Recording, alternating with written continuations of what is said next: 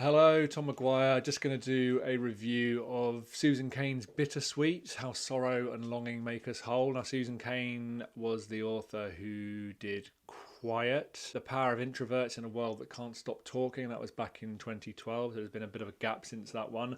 I never actually got a chance to read that one. I will at some point. It was one of those books that I kept meaning to pick up, but there was always something that kind of distracted me. So it wasn't that I didn't particularly want to read it. It's just that you know how it is with books. You read one thing and then it almost leads on to something else or inspires you to read something else, and it just kind of passed me by.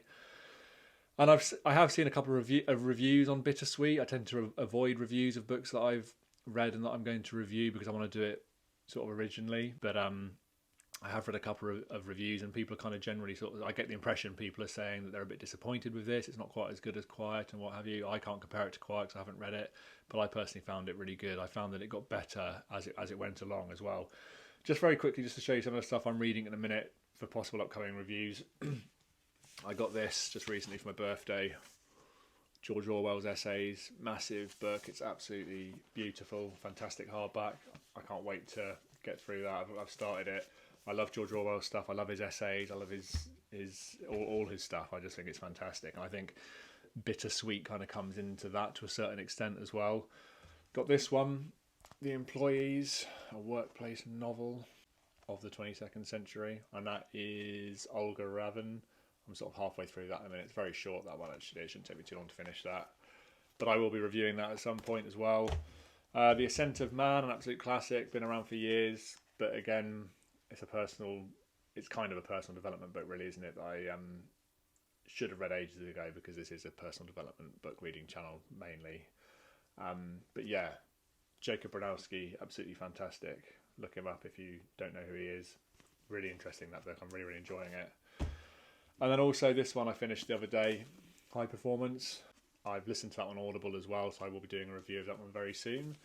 So yeah, to get on with this one, Bittersweet, How Sorrow and Longing Make Us Whole. So just to give you, without any spoilers, I don't like to give spoilers, but just to give you a bit of an overview of the sort of things she talks about through the chapters in the book. So we've got this idea that creativity being associated with sorrow, longing and transcendence. So the more kind of sorrow, the longing, and this idea of transcendence, how that's linked to creativity. And she makes a very compelling sort of argument and case for that, for and against.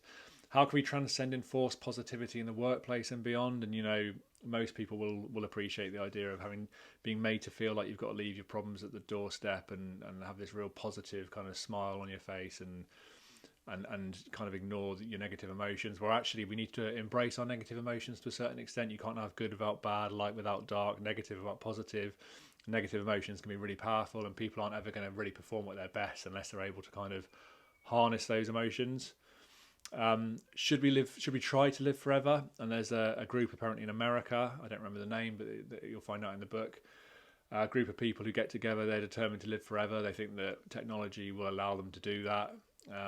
I personally find that a fascinating debate. I think it's absolutely bizarre. I can't see us ever living forever. I think, you know, even if we get on top of the genetic side of aging and what have you, there's always going to be something. We're always going to be vulnerable to being killed, aren't we, by crushing or cutting or poisoning or something. That's never going to change. So that's a fascinating argument as well. Do we inherit the pain of our ancestors and our parents as well? And she goes into that and some of the kind of research that's been done around that genetically in terms of animals passing down kind of fear instincts and things like that. I find that really fascinating. But yeah, it's kind of part memoir, part self-help, this book.